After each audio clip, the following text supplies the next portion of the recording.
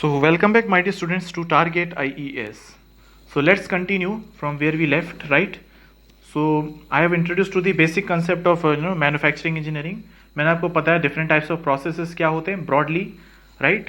So now we will be coming to the basically what type of process, that is the machining. अब हम लोग बढ़ते हैं अपने मशीनिंग की तरफ, राइट? मशीनिंग. तो मशीनिंग को आप कैसे डिफाइन करेंगे my dear students? How will you define machining? देखिए मशीनिंग को ऐसे डिफाइन करेंगे, it is an machining is an essential process by which essential process of finishing. पहले बात मैंने देखो इंपॉर्टेंट वर्ड का यूज किया मशीनिंग के केस में, फिनिशिंग. तो ये एसेंशियल क्या है? It is what? Finishing process. It is essentially an finishing process. So an essential process of finishing by which jobs are produced to the desired dimensions. देखो मैंने दूसरा इंपॉर्टेंट वर्ड यूज किया, desired dimension. मतलब machining में क्या हो रहा है? मशीनिंग में हो रहा है finishing operation. Machining is basically essential in finishing operation which involves attainment of desired dimensions. And एक तो ये इंपॉर्टेंट है, दूसरा इंपॉर्टेंट है क्या? सरफेस, यस, टेक्सचर और finish, whatever you say. In order to attain desired dimensions as per the requirement, as per the what? Your tolerance limit and surface texture, yes, surface finish, we do what? A finishing operation which is called as what? Machining. By gradually removing the excess material. जो भी हमारा excess material होता है is what? Removed. ठीक है? From the preformed block, from the preformed blank. देखो मैंने क्या वर्ड यूज किया? फ्रॉम द, कहां से? From the preformed means it has already been formed. मतलब क्या है कि ऐसा हमने क्या है कि हमने प्रोडक्ट ऑलरेडी उसको काफी फाइनल शेप दे दिया है. Got the point? हमने क्या प्रोडक्ट को उसके रिक्वायर्ड शेप तक ला दिया है, बट स्टिल क्या होता है, ड्यू टू, देखिए कोई भी मैन्युफैक्चरिंग कोई भी प्रोसेस ले लीजिए, वो 100% एक्यूरेट हो सकता है कि नहीं? So therefore there may be some little bit of inaccuracy still present now, and there may be some dimensional और you can say that shape में कुछ चेंज हो सकता है थोड़ा बहुत. ठीक है? So by removing somewhat excess material, like for example मैं आपको बोलता हूं, जैसे आपको एक सिलेंडर का शेप बनाना है, राइट? आपका आइडियल शेप ये था, राइट? सिलेंडर का फ्रंट व्यू है, बट आपको मिल रहा है कुछ इस तरीके से. ठीक है? आपको मिलेगा कुछ इस तरीके से फॉर एग्जाम्पल. ठीक है? तो अब आप क्या करेंगे? You will remove what? Excess material to it. जो भी एक्सेस मटेरियल है उसको आप रिमूव करेंगे, right, from outside, so that you will get what? You will able to get what? Desired shape. तो आप क्या करेंगे? और जो बाकी का जो अंदर का जो जैसे रिसेस है इस टाइप से, उसको आप फर्दर क्या करेंगे? इस तरह से हटाएंगे, अंदर से भी मशीनिंग करेंगे. नो डाउट इसमें क्या होगा? डायमेंशन में चेंज आएगा. देखिए इस केस में क्या होगा? डायमेंशनल चेंज आएगा. तो हम लोग क्या करेंगे? सिर्फ एक्सेस मटेरियल ही रिमूव करने की कोशिश करेंगे बाय मशीनिंग. अगर देखिए मटेरियल एक्सेस नहीं है तो फिर it is not advisable to do what? Machining. Because machining क्या होता है? मटेरियल रिमूवल प्रोसेस, और मटेरियल वही रिमूव किया जाता है जो एक्सेस में हो, ध्यान रखिएगा. अदरवाइज क्या होगा? डायमेंशन में टोटल चेंज आ जाएगा. तो इस केस में मशीनिंग करना इज नॉट एडवाइजेबल. हाँ ये बात है कि अगर मान लो आपको ऐसा चाहिए और एक्चुअली में आपको ऐसा मिला,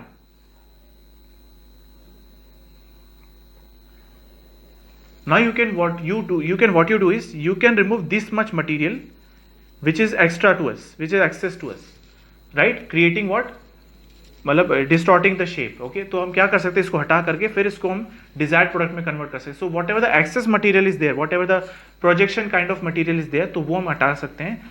ये क्या है? यही है प्रीफॉर्म्ड ब्लॉक. प्रीफॉर्म मतलब इसके ऑलरेडी फॉर्मिंग करा जा चुका है, right?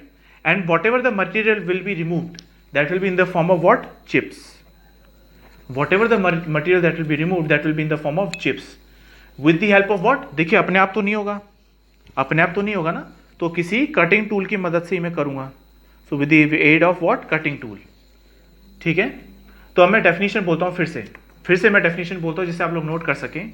Machining is what? It is an essential process of finishing by which jobs are produced to the desired dimensions and surface finish, your surface texture by gradually removing, gradually एकदम से नहीं करेंगे, by gradually removing the what excess material, okay, from the pre formed block, किसकी मदद से, with the aid of cutting tool in the form of what chips, ठीक है. So that is what is called as the machining operation. All these operations are called as the machining operation. ये बात समझ आई आपको, ठीक है. Machining की definition क्या है, okay. Now my dear students, आपको क्या लगता है कि अगर वर्क पीस जिस पे हमें काम करना है, इसको हम बोलते हैं क्या, वर्क पीस, राइट. तो our work piece on which we have to perform the operation and जो हमारा टूल है, देखिए मटेरियल रिमूवल होने के लिए is there any relative motion required और नॉट, बिल्कुल there is a relative motion which is very necessary between the what tool and the what work piece. Got the point. तो ये कहने की जरूरत ही नहीं माय डियर, अगर टूल वर्क पीस दोनों खड़े रहेंगे तो फिर there is no relative motion और मटेरियल रिमूव कैसे होगा फिर, right. So there should be some relative motion, ठीक है. Got the point. और माय डियर स्टूडेंट्स एक बात और याद रखिएगा, एक बात और याद रखिएगा, मशीनिंग करने के लिए एक चीज जरूरी है कि the blank preformed blank should have what identical shape as that of the product. जो प्रीफॉर्म्ड ब्लैंक है वो उसी आइडेंटिकल शेप का होना चाहिए. ऐसा ना हो कि हमें तो चाहिए सर्कल और आपका प्रीफॉर्म्ड ब्लैंक है ट्राइंगुलर, ठीक है, वो अलग ही किसी शेप का हो. Got the point. So the blank का जो शेप है that should be identical. Identical exactly नहीं, एग्जैक्टली तो होगा भी नहीं क्योंकि वो एग्जैक्टली हम बनाएंगे आफ्टर मशीनिंग. तो the blank shape, the preform blank shape should be what identical to that of product required. Now, what are the objectives of machining? ध्यान से सुनिएगा, मैं एक बोल रहा हूं. ऑब्जेक्टिव्स ऑफ मशीनिंग क्या क्या क्या मकसद है. देखिए मशीनिंग क्यों कर रहे हैं, देखिए पहले तो डेफिनेशन से क्लियर है, डेफिनेशन से क्लियर है कि हमें क्या चाहिए, required surface texture and surface finish, right. We want desired dimension, we want desired dimension and we want required surface texture या सरफेस फिनिश. पर इन सब का भी मकसद क्या है, हमें क्यों चाहिए ये चीज. So as to what, number 1 fulfil our functional requirements. So as to fulfill our functional requirements. ये पहला एम है. Got it? Now, next aim क्या है, देखिए अगर डायमेंशनल इंप्रूव हो जाएगी, if we you know this, एक तो आप इसको प्रोडक्ट को लीजिए, एक जो परफेक्ट सर्कुलर है उसको लीजिए. सो कहीं ना कहीं it will improve its performance और नॉट आफ्टर मशीनिंग. हाँ, जब हम मशीनिंग कर देंगे उसको फाइनल शेप में ले आएंगे तो उससे उसकी परफॉर्मेंस में फर्क पड़ेगा कि नहीं, बिल्कुल पड़ेगा. मैं बहुत ही अच्छा सा छोटा सा एग्जाम्पल देता हूँ. You read in theory of machine what vibration, ठीक है. मैं एक छोटा सा एग्जांपल लेता हूं. चलो एक परफेक्ट सर्कुलर ऑब्जेक्ट ले लेते हैं, परफेक्ट सर्कुलर. एक ऐसा ऑब्जेक्ट लेता हूं मैं, एक मैं ऐसा लेता हूं. It has somewhat what projections, मैंने ज्यादा ही बनाती प्रोजेक्शंस इसके, ठीक है. तो कुछ इस टाइप का एक प्रोडक्ट ले लिया, एक इस टाइप का ले लिया. तो वैसे तो क्या है, it is required that you do machining by removing what this excess material. क्यों मैं मटेरियल को, एक्सेस मटेरियल को रिमूव करूंगा, क्यों मैं शेप में लाऊंगा, क्योंकि माय डियर आप खुद सोचो, अगर ये घूमेगा, मान लो ये शाफ्ट ही है, अगर ये शाफ्ट घूमने लगेगी, ये शाफ्ट अगर घूमने लगेगी तो क्योंकि ये परफेक्ट सर्कुलर है इसमें कोई वाइब्रेशन नहीं आएगा ना, इसमें कोई वाइब्रेशन नहीं आएगा. लेकिन इस टाइप की शाफ्ट में आपको लगता है वाइब्रेशन आएगा, बिल्कुल आएगा. इस टाइप की शाफ्ट में वाइब्रेशन आएगा. So therefore in order to improve its performance basically I require what machining and also in order to what fulfill its functional requirement. ठीक है. और दूसरी बात माय डियर फ्रेंड्स, अगर वाइब्रेशन नहीं आएगा तो आपको लगता है लंबे टाइम चलेगा, बिल्कुल. सो देयरफॉर इसका तीसरा मकसद ये भी है, to prolong its service, to prolong its service life also I need what machining. Got the point my dear friends. तो ये ऑब्जेक्टिव क्लियर हुआ आपको. पहला क्या है, to fulfil its functional requirement. दूसरा क्या है, to improve its performance. And तीसरा क्या है, to prolong its service life, increase its service life basically. Got it, okay. ना सिर्फ प्रोडक्ट की माय डियर फ्रेंड्स, ना सिर्फ प्रोडक्ट की बल्कि टूल की भी, क्योंकि टूल कर रहा है मशीनिंग, राइट. टूल हम देखेंगे, जो हमारा कटिंग टूल है वो हमारा जो ऑपरेशन परफॉर्म कर रहा है कटिंग का. तो जब तक हम टूल को भी मशीनिंग नहीं करेंगे तो जो टूल है हमारा रिक्वायर्ड डायमेंशन का प्रोडक्ट नहीं बनाएगा. इसीलिए तो जो है हमारा, we have to what prolong the service life of the tool as well as of the final product as well. The machining is required. बात समझ आ गई, ओके, वेरी गुड. तो नाउ ठीक है, ये तो है objectives. But now what are the drawbacks related to machining process. Machining के ड्रॉबैक्स क्या क्या है. देखिए सबसे बड़ा तो ड्रॉबैक पहला यही है कि it involves what material removal. It involves what material removal, ठीक है. तो मटेरियल देखिए रिमूव हो रहा है. देखिए इनिशियली हमने जो रॉ मटेरियल था रॉ मटेरियल को ही हमने शेप चेंज कर करके वट एवर थिंग्स में बी डन, उसको हमने फाइनल कुछ प्री फॉर्म ब्लैंक के फॉर्म में बनाया ना, जिसकी हम बाद में मशीनिंग कर रहे हैं, तो मतलब वो कुछ ना कुछ रॉ मटेरियल से बना होगा, और रॉ मटेरियल पैसों से खरीदा होगा, राइट। तो if the material removal is taking place, don't you think that it is leading to some economic loss as well, क्योंकि वो जो हमारा मटेरियल रिमूव हो in the form of chips, that is also what leading to what some what loss is taking place. But देखिए वो loss होना पड़ेगा, क्यों? क्योंकि हमें चाहिए अच्छे सरफेस फिनिश का प्रोडक्ट, अच्छे डायमेंशन का प्रोडक्ट, ठीक है। So basically that is leading to somewhat मतलब it is not leading to vast economic loss, but ये somewhat economic loss is taking place in the form of what chips. Got the point और नॉट? Ideally क्या होना चाहिए था, कोई material removal ही नहीं करना पड़े, आइडियली ये होना चाहिए था, बट वी नो दैट हर प्रोसेस क्या होता है, हर प्रोसेस एक्यूरेट नहीं होता है, ठीक है। So therefore end of course machine से हम बना रहे, मशीन में भी कुछ इनएक्यूरेसी होती है, सीएनसी बना रहे, सीएनसी में भी कुछ ना कुछ ही सही, बहुत थोड़ा बहुत ही सही, माइक्रो लेवल, माइक्रो छोड़ी नैनो पे भी इनएक्यूरेसी तो रहती है ना। सो देयरफॉर कोई भी प्रोसेस हमारे लिए परफेक्ट नहीं है, so therefore it requires what somewhat machining. Okay, so ये रहता है क्या, इकोनॉमिक लॉस। दूसरा माय डियर हमारा जो इसका बड़ा ड्रॉबैक है, it is their slow process. ये प्रोसेस क्या है हमारा, स्लो। अगर स्लो है तो माय डियर स्टूडेंट्स कहीं ना कहीं हमारी प्रोडक्टिविटी इससे हो रही है क्या, डिक्रीज। सो बाय इन्वॉल्व, देखिए हम वैसे ना मशीनिंग से बचना चाहते हैं, हमारी कोशिश रहती है कि मशीनिंग से बचें, और कुछ कुछ केस में बच भी जाते हैं, नो डाउट, डिपेंडिंग अपॉन हमें किस टाइप का प्रोडक्ट चाहिए। देखिए अगर प्रोडक्ट में एक्सट्रीमली हाई सर्फेस फिनिश चाहिए, then you can not avoid machining, but अगर चल जाएगा, नहीं ठीक है, अगर हमें ज़्यादा सरफेस फिनिश नहीं चाहिए तो मशीनिंग नहीं करें, चलेगा, ठीक है। तो हम वैसे तो मशीनिंग अवॉइड करना चाहते हैं, क्योंकि देखिए इस वजह से एक तो मटेरियल रिमूवल हो रहा है, तो मतलब हमारा थोड़ा बहुत कहीं ना कहीं इकोनॉमिक लॉस हो रहा है। दूसरा क्या है, हमारा प्रोसेस स्लो है, तो हमारा प्रोडक्टिविटी में असर आ रहा है, प्रोडक्टिविटी हमारी हो रही है डिक्रीज, ठीक है, राइट। नाउ एक टर्म होता है my dear friends, that is the machine tool. क्या होता है, ये तो हमने डिस्कस कर लिया, मशीनिंग क्या होता है, उसके एडवांटेजेस डिसएडवांटेजेस क्या होते हैं। अब डिस्कस करते हैं about the machine tool, sorry, ठीक है। देखो माय डियर फ्रेंड्स, दो तरीके होते हैं, दो तरीके आपके पास। एक तो आप क्या करो, अपने हाथ में कटिंग टूल पकड़ लो, ठीक है, अपने हाथ में कटिंग टूल पकड़ो, जैसे आप सब्जियां काटते हो यार, अपने हाथ में नाइफ पकड़ते हो, knife is also cutting tool, right, और आप उसको सब्जी को छीलने लग जाओ, राइट। तो ये तो काम हो रहा है क्या, manual, got the point. But अगर आप सेम कटिंग टूल को if you employ it, if you install it on a machine driven by some power source,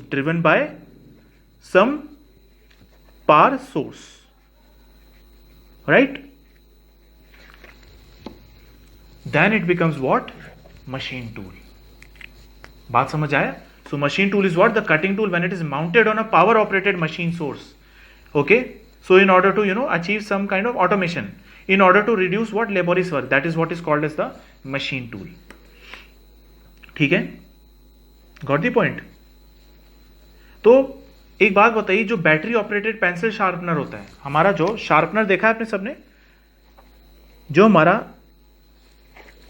जो पेंसिल शार्पनर होता है, राइट, वो हमारा मशीन टूल क्यों नहीं है? क्योंकि देखिए इसकी क्या होती है, लो वैल्यू क्यों होती है?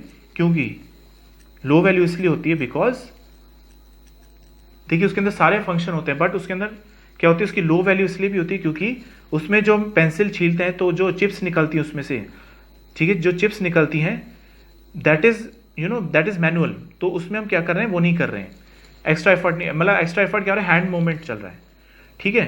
तो और दूसरी बात क्या है, उसकी वैल्यू कम है। उसकी जो शार्पनर है ना, कितने का आता है शार्पनर, आप खुद बताओ, बहुत सस्ता आता है। ऑन दी अदर हैंड जो मशीन टूल होते हैं, they are bit costly, these machine tool basically can be in crore also, ठीक है। तो they involve very high value and they are basically what, वो लो वैल्यू। तो जो इस टाइप की शार्पनर है, इवन आप बैटरी ऑपरेटेड पेंसिल शार्पनर ले लें, लेकिन उसको भी हम मशीन टूल में नहीं गिनेंगे, क्यों? क्योंकि उसकी वैल्यू कम है, value in terms of what, cost, got the point. तो जिसकी वैल्यू ज्यादा है, जैसे for example CNC machines, it's an example of machine tool, तो इनकी वैल्यू भी ज्यादा है, इनकी कॉस्ट ज्यादा है, so therefore they are categorised under what, machine tools, got it, okay. Now my dear friends, देखिए सिविल सर्विसेज 2009 में एक क्वेश्चन आया था 5 नंबर का, ओके। सो इन IS 2009 एक one question came in men's only 5 marks. Okay, ये मतलब सब पार्ट था, एक क्वेश्चन का सब पार्ट था, राइट, फॉर 5 मार्क्स। बोला ये क्या था, you have to name 4 independent and 3 dependent variables in metal cutting. In metal cutting you have to what 4 independent and 3 dependent variables। 4 तो आपको इंडिपेंडेंट वेरिएबल बताना है और 3 डिपेंडेंट वेरिएबल बताना है, ठीक है। Okay, involve in what metal cutting. देखिए मेटल कटिंग सिंपल आप समझो, अभी अपन आए नहीं है ज्यादा, अभी मेटल कटिंग बस शुरू ही कर रहे हैं। तो मेटल कटिंग में क्या है, कटिंग टूल होगा, राइट, और हमारा वर्क पीस होगा, and there will be relative motion between the two, right, and then the cutting will take place in the form of what chips. The material will be excess material will be removed in the form of what chips, right. तो इसमें क्या क्या independent variables होते हैं, बहुत ध्यान से सुनिएगा। इसमें जो हमारे जो 4 इंडिपेंडेंट वेरिएबल्स होते हैं, 4 इंडिपेंडेंट वेरिएबल्स, ठीक है, involve in what metal cutting, that are as follows. That is a starting material. One is what? Starting material of tool as well as for workpiece. तो पहला जो हमारा इंडिपेंडेंट वेरिएबल है, that is what the starting material which you are choosing for what tool और workpiece, ठीक है। Okay, then होता है, अभी एक एक चीज बताएंगे हम। Then it is the tool geometry, it is another independent variable, right. एक और होता है कटिंग वेलोसिटी, ठीक है। एक होता है लुब्रिकेशन, लुब्रिकेशन रिक्वायर्ड, राइट, ठीक है। और फिर एक होता है फीड, और लास्ट में डेप्थ ऑफ कट, ठीक है, right my dear students. Okay, तो इंडिपेंडेंट कैसे हुए, क्योंकि इंडिपेंडेंट इसलिए क्योंकि ये किसी पे डिपेंड नहीं करते हैं, राइट। सो जैसे कि स्टार्टिंग मटेरियल जो हम टूल का ले रहे हैं या वर्कपीस का ले रहे हैं, right, so that is independent of anything. मतलब इंडिपेंडेंट किस पे है कि फोर्स वगैरह जो है इस पे डिपेंड नहीं करता, राइट, फोर्स वगैरह इस पे डिपेंड करता है, लेकिन स्टार्टिंग मटेरियल हम क्या ले रहे हैं, कटिंग वेलोसिटी क्या ले रहे हैं, इस पे फोर्स डिपेंड नहीं करता है, मतलब इससे फोर्स नहीं हो रहा है, ठीक है। So that is the thing कि ये अपने आप में है इंडिपेंडेंट, ठीक है, because these are what, these are those parameters which are in fact governing the dependent variables. और वो जो डिपेंडेंट है ना, वो डिपेंडेंट अब मैं लिखने जा रहा हूं, ये जो जितने भी डिपेंडेंट है ना, these are what dependent on these quantities, that is why ये है कैटेगरी इंडिपेंडेंट में और ये है डिपेंडेंट में। तो अब डिपेंडेंट में कौन कौन से हैं, जैसे मैंने बोला फोर्स या फिर पावर रिक्वायरमेंट, ठीक है, पावर रिक्वायरमेंट फॉर कटिंग, क्योंकि पावर ही क्या होता है, फोर्स इंटू वेलोसिटी, राइट। तो पावर देखो क्या होता है, फोर्स इंटू वेलोसिटी, राइट। तो अब जो है फोर्स इंटू वेलोसिटी, तो पावर कहीं ना कहीं वेलोसिटी भी डिपेंडेंट होगी ना, राइट। तो ये हो गया इंडिपेंडेंट और ये हो गया डिपेंडेंट ऑन दिस थिंग, ठीक है। तो ये हो गया इंडिपेंडेंट, इसलिए। और क्या हो सकता है, surface finish, surface finish. Surface finish मैं आपको बाद में बताऊंगा, बाद में, कि सरफेस फिनिश डिपेंड करता है फीड पे, ठीक है, सरफेस फिनिश डिपेंड करता है फीड पे काफी, ठीक है। तो मैं आपको बताऊंगा सरफेस फिनिश। तो ये डिपेंडेंट है ना फीड पे, तो फीड इंडिपेंडेंट है और ये डिपेंडेंट है, इसीलिए, ठीक है। अगेन एक और है maximum temperature in cutting. What is the basically temperature attend in the cutting tool during cutting. So maximum temperature in the cutting operation, that is also dependent on what, that is dependent on, देखो अगर आप lubrication अच्छे से देंगे तो maximum temperature attend होगा क्या, नहीं होगा। तो इसीलिए ये है डिपेंडेंट लुब्रिकेशन पे, कितना लुब्रिकेशन देते हो। कहीं ना कहीं कटिंग वेलोसिटी पे भी डिपेंड होगा, बिल्कुल होगा। जितनी ज्यादा कटिंग वेलोसिटी देते जाएंगे उतना रबिंग एक्शन फास्ट होगा दोनों में, और उतनी ज्यादा टेम्परेचर अटेन होता जाएगा। तो आप समझ रहे हैं ये डिपेंडेंट क्यों है, ये इंडिपेंडेंट क्यों है, क्योंकि ये जो फैक्टर्स है ना, इन सब पे डिपेंड करता है, ठीक है। और कहीं ना कहीं माय डियर स्टूडेंट्स, मैं आपको बताऊं, फोर्स और पावर रिक्वायरमेंट जो है कहीं ना कहीं टूल ज्योमेट्री पे भी डिपेंड कर रहा है। मैं आपको बताऊंगा एक रेक एंगल होता है, रेक एंगल, तो रेक एंगल पे भी काफी डिपेंड करता है अपना फोर्स या पावर रिक्वायरमेंट, ठीक है। तो ये टूल ज्योमेट्री की कटिंग वेलोसिटी हो गई। और इनफैक्ट मैं बता दूं, अगर लुब्रिकेशन देंगे ना, लुब्रिकेशन से भी क्या होगा, पावर रिक्वायरमेंट कम हो जाता है। फीड से क्या होता है, सरफेस फिनिश अच्छा होता है, ठीक है। मतलब जितना कम फीड देंगे ना उतना ज्यादा सरफेस फिनिश होता है। मैं आपको प्रूफ बताऊंगा, ठीक है, राइट। और जितना ज्यादा डेप्थ ऑफ कट देंगे ना उतना कम सरफेस फिनिश आता है, जितना ज्यादा डेप्थ ऑफ कट देंगे उतना कम सरफेस फिनिश आता है, right. So all these factors are dependent on these things. तो क्या क्या मैंने बोला, force, surface finish, temperature attained while cutting operation, right, ठीक है। तो ये सारी चीजें हैं that are what dependent and these are what independent and these are what dependent. तो ये क्वेश्चन, छोटा सा क्वेश्चन पूछा गया था in the civil services 2009। Okay my dear students, now finally हम लोग इससे एंटर कर चुके हैं कहीं ना कहीं मेटल कटिंग के अंदर, राइट।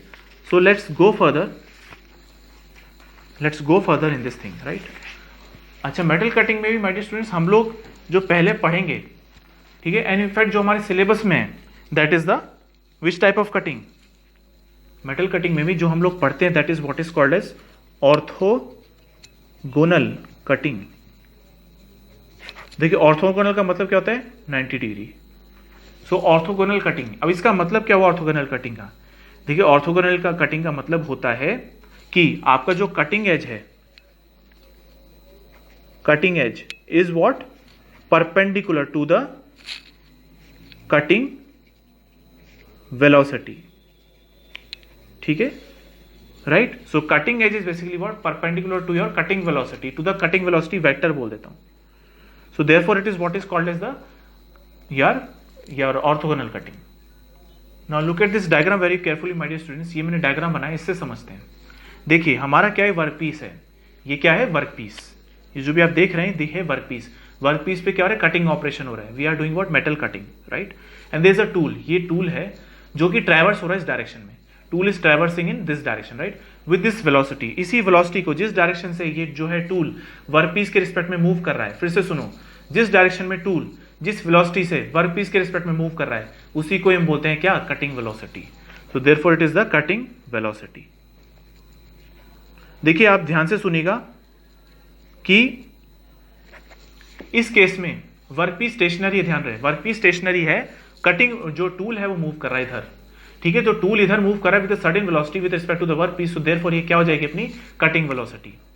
मतलब ये एक बेसिकली ये भी एक relative velocity between the tool and the workpiece with which the material is being मतलब रिमूव, मतलब not material is being removed, मतलब टूल जिस वर्कपीस के रिस्पेक्ट में जिस वेलोसिटी से मूव कर रहा है काटने के लिए, तो वो ये होती है कटिंग वेलोसिटी। ये जो मैं आपको दिखा रहा हूं my dear students, this is the unwanted material, excess material being removed in the form of what, chips. तो ये क्या है, मैंने दिखा रखा है चिप, ठीक है। तो मैंने चिप दिखा रखा है, इस तरीके से जो है चिप हो रहा है, इस तरीके से फोल्ड हो रहा है, right, over the tool. And this is the VC, that is the velocity with which the chip is moving over the tool. Got the point? तो velocity, जिस velocity से chip आपका move कर रहा है, that is the what, your chip velocity, right? तो समझ आया आपको? Got the point? Okay.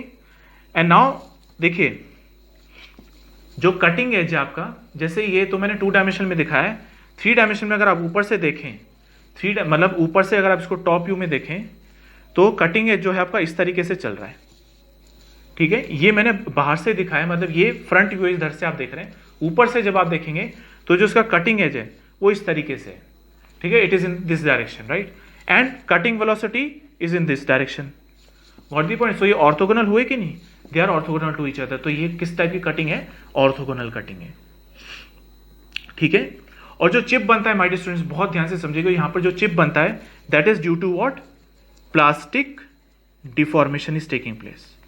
ये जो है once tool enters into the workpiece and creates a cut, basically हो क्या रहा है, चिप क्यों बन रहा है, क्योंकि हो रहा है plastic deformation of the material, जो वर्कपीस मटेरियल उसका हो रहा है plastic deformation, due to this only chip बन रहा है, ठीक है,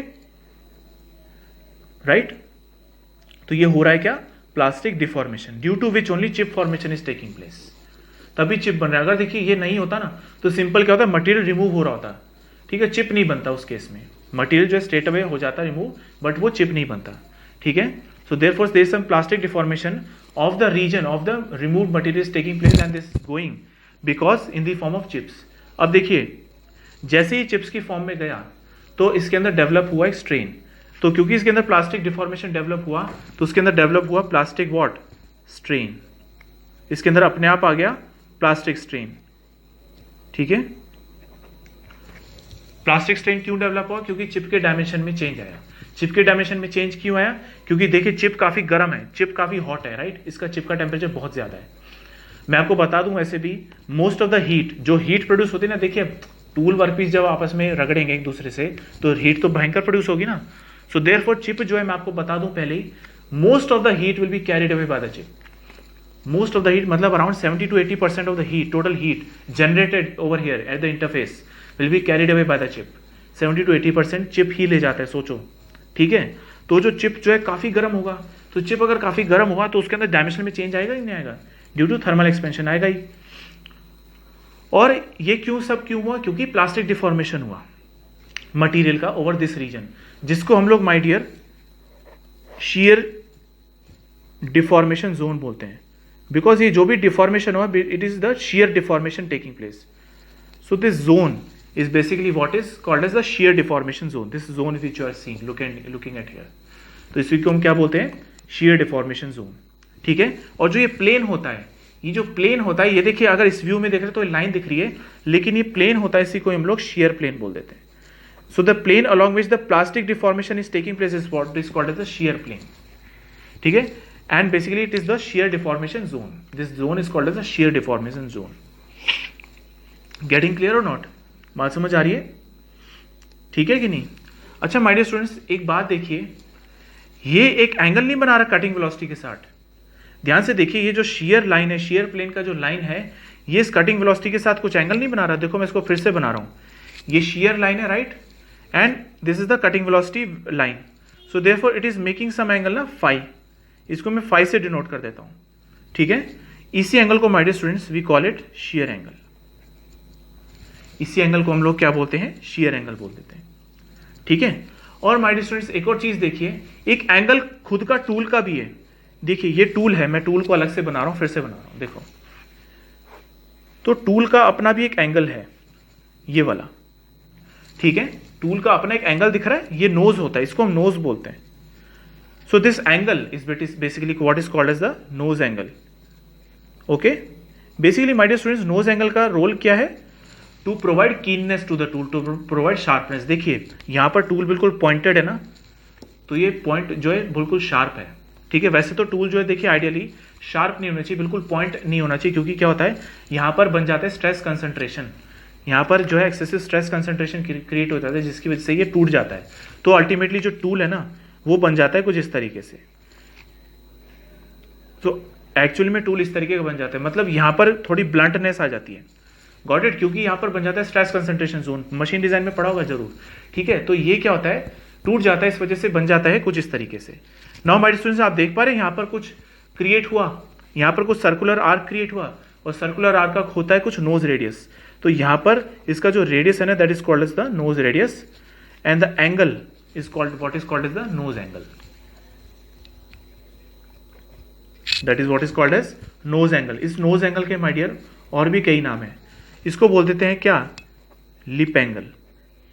इस नोज एंगल को ही बोल देते हैं लिप एंगल। इस लिप एंगल को ही सॉरी, लिप एंगल को ही बोलते थे क्या? नाइफ एंगल, ठीक है। कई सारे नाम है, nose angle, lip angle, knife angle. इसी को ही माय डियर एक और नाम वेज एंगल, ये इंपॉर्टेंट नाम है। Nose angle, lip angle, knife angle या वेज एंगल, ये क्या है? नोज एंगल के नाम। और ये क्या है? नोज रेडियस, ठीक है। सो एवरी टूल, बेसिकली कोई भी tool my dear perfect sharp नहीं होता। वैसे भी अगर हुआ भी शार्प तो वो टूट जाता है, क्योंकि वहां पर होता है एक्सेसिव स्ट्रेस कंसंट्रेशन। तो after machining, after some time क्या होता है, ये शार्पनेस जो है ब्लंट सी हो जाती है, ब्लंट हो जाता है, तो यहां बच जाते हैं nose radius. Okay my dear students, right. Now एक चीज आप और देख रहे हैं कि एक चीज और देखिए, the angle between this tool and what? Vertical to the velocity vector.